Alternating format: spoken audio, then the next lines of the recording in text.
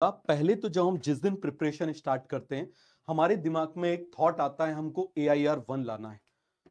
सबसे पहला थॉट आता है हमको एम्स दिल्ली जाना है। कोई बता देता है, आसपास के रिलेटिव बता देते हैं कि अच्छा डॉक्टर केवल एक ही जगह से निकलता है। ऐसा नहीं है। मैं आपको एक सिंपल सी बात बताऊंगा कि आप किसी भी मेडिकल कॉलेज से यदि आप पढ़ते हैं तो आपकी सेम वैल्यू होती है। इसका क्या फर्क पड़ेगा? देखो, इसका सबसे बड़ा फर्क यह पड़ेगा कि आप अननेसेसरी के आप टारगेट सेट नहीं करोगे। आपको छोटे छोटे टारगेट सेट करने हैं। देखो, कोई भी एक्सटर्नल मोटिवेशन हम आपको कितना भी मोटिवेशन दे दें, मैं आपको कितना भी अच्छी बात बता दूं, आप करके देखना। आप 2-3 घंटे कितने भी बड़े बड़े से अच्छे मोटिवेटर्स हैं, आप उनसे बात करना, आप उनसे सुनना, आपको 1 घंटे अच्छा लगेगा। उसके बाद वो डिप्रेशन वापस आ जाएगा, सेम आ जाएगा।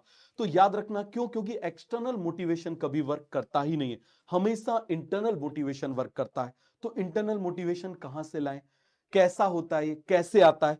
इसके लिए आपको अपना डेली टारगेट सेट करना पड़ेगा। आप सुबह उठो।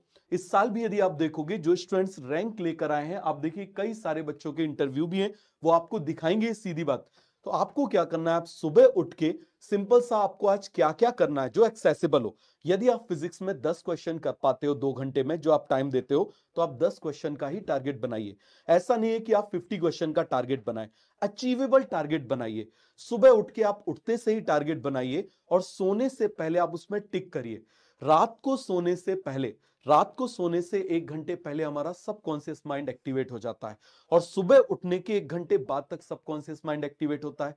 आपने एक चीज देखी होगी, जैसे जब हम सो के उठते हैं तो हमको ड्रीम्स आते हैं, सपने आते हैं, हमको याद रहते हैं। 1 घंटे तक याद रहते हैं, फिर आप दिन में सोचोगे आपको याद नहीं रहते। उसका रीजन क्या होता है? क्योंकि सबकॉन्शियस माइंड तब तक शट डाउन हो जाता है।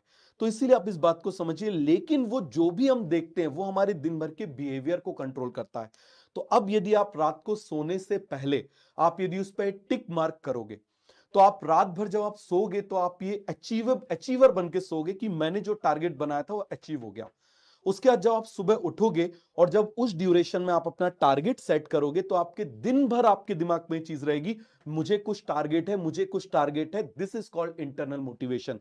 तो यदि आप इस इंटरनल मोटिवेशन को फॉलो करते हुए चलोगे, आपके 10th में 60% आए, 62 आए, 95 आए, 98 आए, इसका कोई फर्क नहीं पड़ता।